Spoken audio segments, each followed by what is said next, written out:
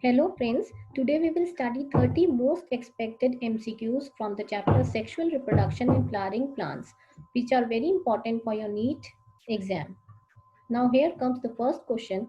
The terminal structure of stamen is called, the options are pollen, filament, anther and all of these. We know that the terminal structure of stamen is known as anther and it contains number of pollen grains, and these pollen grain it represents the male gametophyte. And another property of pollen grain is that it is haploid in nature. So the correct answer is anther. Now the second question, which of the following has proved useful in preserving pollens as fossils? The options are oil content, cellulosic intine, pollen kit and sporopollenin. We know that the exine of the pollen grain, that is the outermost membrane of the pollen grain, it is made up of sporopollenin, and this sporopollenin is very resistant material and it can withstand high temperature and strong acids and alkali. Due to this property, it is helpful in preserving pollen as fossils. And another property of this is that no enzyme can degrade this sporopollenin. So the correct answer is sporopollenin. Third question is male gametophyte in angiosperms produces first single sperm and two vegetative cell, second three sperms, third two sperms and a vegetative cell, and fourth is single sperm and a vegetative cell. Now the protoplast of the male gametophyte, we know that it divides through mitotic division to produce two unequal cells. That is, one is generative cell and a larger one is vegetative cell. Now this smaller one, that is generative cell, it divides into two non-motile male gametes or sperms. Thus the male gametophyte in angiosperm produces two sperms and a vegetative cell, and this vegetative cell it later on grows to produce the pollen tube which further fertilize the embryo sac. So the correct option is two sperms and a vegetative cell, that is C. Now fourth question is attractants and rewards are required for anemophily, entomophily, hydrophily and cleistogamy. The correct answer is entomophily. We know that insect pollinated plants they provide rewards such as nectar and pollen grains to sustain the insect visit. Now in some species these floral rewards are in providing the safe places to lay eggs. So this attractants and rewards are required for the insect pollinated plants. That is, answer is entomophily. Fifth question is a dioecious flowering plant prevents both entogamy and xenogamy. Second is autogamy and geitonogamy. Third is geitonogamy and xenogamy. And fourth is cleistogamy and xenogamy. Now, in several species, we have seen that papaya, such as papaya, the male and female flowers are present on different plants. Now, this condition prevents both the autogamy and geitonogamy because the male and female flowers are present on different plants. So the correct answer is autogamy and geitonogamy. Now, sixth question is the lengthwise running groove on anther with separate theca is known as first rupture line, second is line of dehiscence, third is anther, and fourth is none of the above. We know that the dehiscence of anther occurs through the line of dehiscence, which is the running groove on another longitudinal placed on the anther, and it separates the theca of the anther. So this the correct answer is B, that is line of dehiscence, because it is releasing helpful in releasing the pollen grains. Now seventh question is the number of sporangia in an angiosperm anther is 1, 2, 3 and 4. Now we know that a typical angiosperm anther is bilobed, that is, it is having two theca, and the anther is four-sided, that is tetragonal structure, which consists of four microsporangia that is located at the corners with two theca in each place. So the correct answer is, that is number of microsporangia which is found in angiospermic anther is 4. Now, eighth question is flowers are unisexual in China rose, onion, bee, and cucumber. Now, first we should understand what is this term that is unisexual. Unisexual means that only one, uh, the flower may be male or flower may be female. So this flowers are unisexual in cucumber. That is, in cucumber, there is the flowers are unisexual. That is, separate male and female flowers are present on the same plant. And when both the parts, that is male and female, are present on the same plant, it is known as bisexual. Ninth question is, in the majority of angiosperms, first, there are numerous antipodal cells. Second, reduction division occurs in the megaspore mother cells. Third is a central cell is present in the embryo sac. And fourth is egg has a filiform apparatus. Now the megaspore mother cell, we know that it divides meiotically to produce 4 haploid megaspores. And these megaspores undergoes mitosis to produce a haploid female gamete. Now these antipodal cells, we know that these are 3 in number, and a large central cell is present in the embryo sac. And the synergids also bear the filiform apparatus. So in majority of angiosperm, reduction division occurs in the megaspore mother cell. So B option is correct. Now 10th question, that is perisperm differs from endosperm in first being a diploid tissue, second its formation by fusion of secondary nucleus with several sperms, third being a haploid tissue, and fourth having no reserve food. Now both perisperm and endosperm, we know that these are the nutritive layers, and perisperm is the residual persistent nucleus of the seed which is found prior to fertilization, whereas endosperm, we know that it develops when one of the sperm cells fuses with the 2 haploid polar nuclei. Thus perisperm is the diploid, whereas endosperm is triploid, because endosperm is formed after triple fusion. So this perisperm is a diploid tissue. So option A is correct. Now 11th question, from among the sets of terms given below, identify those that are associated with gynoecium. Now we know that gynoecium is the female part of the plant, and it consists of stigma, style, and ovary. Now the first option is stigma, ovule, embryo sac, and placenta. Second is thalamus, pistil, style, ovule. Third is ovule, ovary, embryo sac, and tapetum. And fourth is ovule, stamen, ovary, and embryo sac. Now we know that gynoecium, it is female part of the flower that consists of pistil, and each pistil is divided into 3 parts, that is stigma, style, and ovary. The placenta is located inside the ovarian cavity, and there are microsporangia which are arising from the placenta, and these are known as ovules.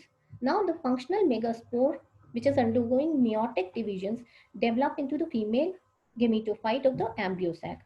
So in option B, that is thalamus is not a part of gynoecium. So this is not the correct answer. Now in option C, that is tapetum is there. So tapetum, we know it is the innermost layer and it is not a part of gynoecium. So tapetum is the innermost layer, nutritive layer of microsporangium, that is male part. So this is also not the option. And this in D, we know that stamen is present. Stamen, we know that it is male reproductive part of the flower. Therefore, the first option, that is A, stigma, ovule, embryo sac, and placenta, this is the right answer.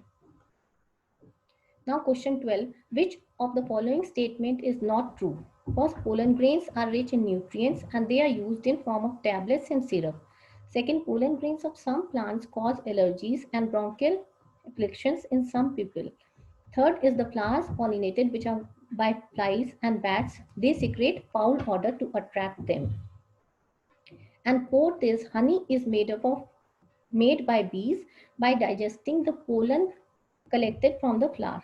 We know that honey is made by nectar and pollens, and bees collect pollen and nectar in spring when most flowers bloom. They collect them in their stomach, where after some time it mixes with the protein and enzymes which are present there, and which are present there by the bees, and which convert the nectar into honey. So option D, that is honey is made by bees by digesting pollen collected from the flower, This is not true. Now third question, that is male gametophyte of an angiosperm produces two sperms in a vegetative cell, single sperm and a vegetative cell, single sperm and two vegetative cells, and three sperm.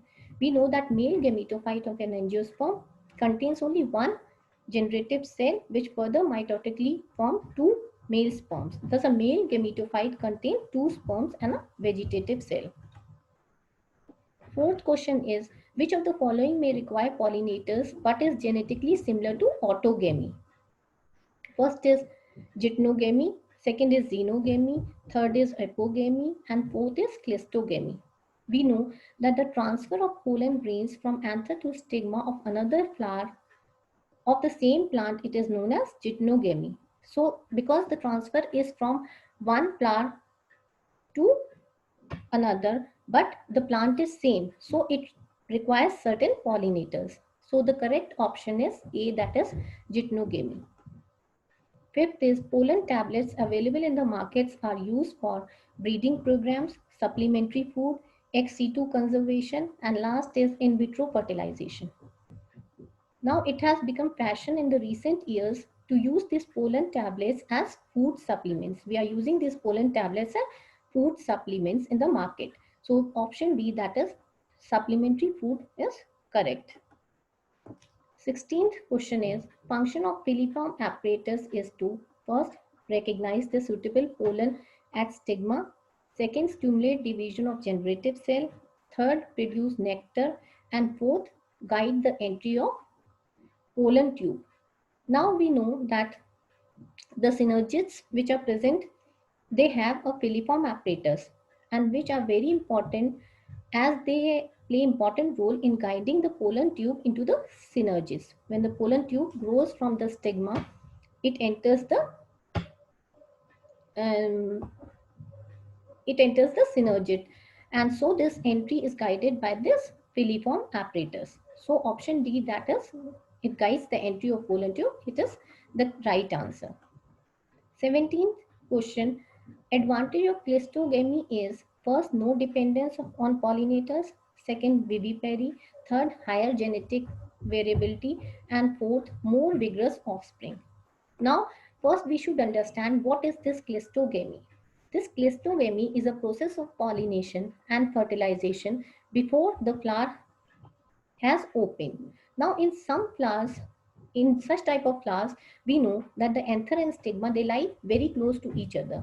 Now, when anthers dehiscence in the flower buds, pollen grains will come in contact with the stigma to affect pollination. Thus, these cleistogamous flowers, they are autogamous and there is no chance of cross pollination landing on the stigma because both the organs are present in the same flower and both lie close to each other.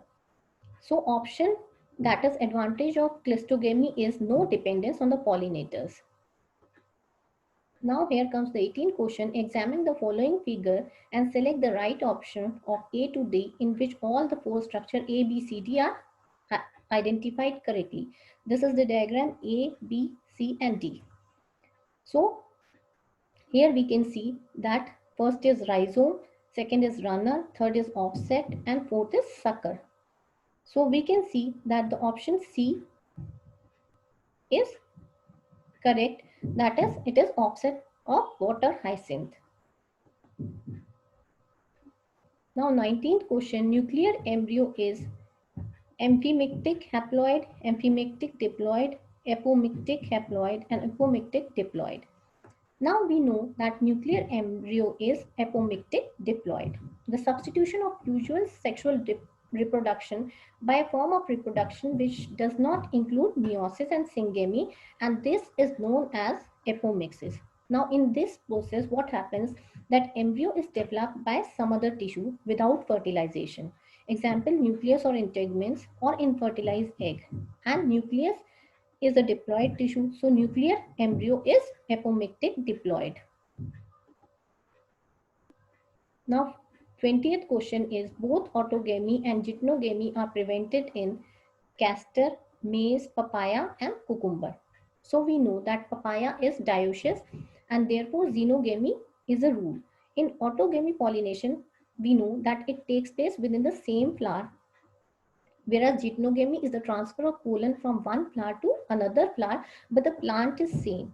Now both autogamy and geitonogamy, they are prevented in papaya plant because it is a dioecious plant, which means that male and female flowers are on the separate plants. So this is prevented in papaya plant. So C option is correct. Now 21st question is, even in the absence of pollinating agents, seed setting is assured in saliva, flowers, Commelina and Zostera. Commelina, we know that it has both chasmogamous and clistogamous flowers. And since the clistogamous flowers do not require the pollinator, seed setting is assured. So this seed setting is done in this Commelina.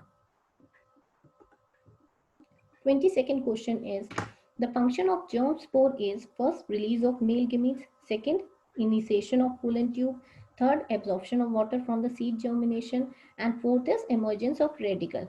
Now we know that when the pollen grains are transferred on the stigma, the pollen tube germinates. Now the pollen grain germinates, and this pollen tube germinates through the germ pores. So this function, the function of germ pore is it initiates the pollen tube. So it is used for initiation of pollen tube. 23rd question is, an organic acid which can withstand environmental extreme and which cannot be degraded by any enzyme is sporopollenin, lignin, cuticle and cellulose.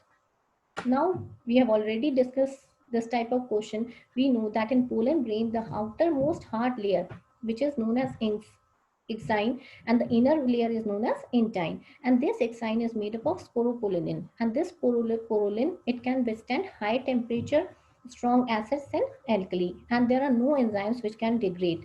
So this sporopollenin is the correct answer.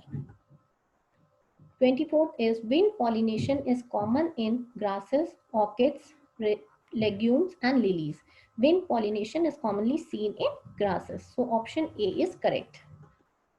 Which of the following pollination is autogamous?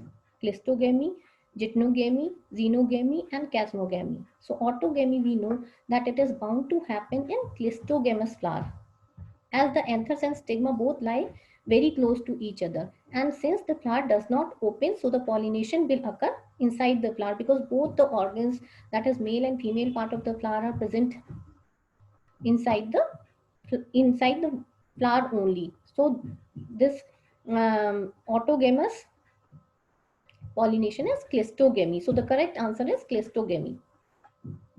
Now wind pollinated flowers are, first, small, producing large number of dry pollens. Second option is large, producing abundant nectar and pollen. Third is small, producing nectar and dry pollen. And fourth is small and brightly colored, producing large number of pollens. Now we know that there are various agencies of pollination. There are certain abiotic factors and certain biotic factors. Now the air, water, wind, all these comes in abiotic factor. Now wind pollination requires that the pollen grain should be light and non-sticky, so that they can be easily transported by the wind current. They also possess well exposed stamens, so that pollens can be easily dispersed into the wind currents, and often have large feathery stigma to easily trap the airborne pollen grains. So wind pollinated flowers are small, producing large number of dry pollen. So option A is the correct answer. Now 27th question is, the hilum is a scar on the fruit where style are present. Second is seed where micropyle are present. Third is seed where funicle was attached. And fourth is fruit where it was attached to pedicel. Now first of all, we should know that this ovule is an integumented megasporangium which is found in spermatocytes, phytes, and which develop into seed after fertilization. Now this ovule is typically an ovoid and it is whitish structure. It occurs inside the ovary, and we know that it is attached to parenchymatous cushion which is known as placenta, which may be either singly or found in cluster. The ovule is stalked, and the stalk is all known as funiculus or funicle. Now the point of attachment of the body of the ovule with this funiculus is known as hilum. So this is present as a scar on the mature fruit. So the hilum is a scar on the seed where the funicle is attached. 20th question is, what is the function of filiform apparatus at the entrance into the ovule? First option is it guides pollen tube from synergid to egg. Second, it helps in the entry of pollen tube into the synergid. Third, it prevents the entry of more than one pollen in synergid. And fourth, it brings about opening of the flower. Now we know that this filiform apparatus, it is present at the micropylar end, and it guides the entry of the pollen tube. Now it is also defined as prolongation of synergid beyond the summit of the embryo sac. So the function of filiform apparatus is that it helps in the entry of pollen tube into the synergid. Now 29th question is, unisexuality of the flower prevents first autogamy and geitonogamy, both geitonogamy and xenogamy, autogamy but not geitonogamy, and geitonogamy but not xenogamy. So this another device to prevent this self-pollination is the production of unisexual flowers. That is, only one one organ is present. It may be male or it may be female. Now, if both male and female flowers are present on the same plant, that is castor and maize, it prevents autogamy but not geitonogamy. So option C is the correct answer. Now the last question is, the arrangement of nuclei in normal dicot embryo is 3 plus 3 plus 2, 2 plus 4 plus 2, 3 plus 2 plus 3, and 2 plus 3 plus 3. Now we know that there are 3 cells which are present at the chalizoid end, and 3 cells are present at the micropylar end, and there are 2 nuclei. So the option C is correct, that is 3 plus 2 plus 3. So please like, comment, share and subscribe my channel so that we can bring more questions for your NEET revision.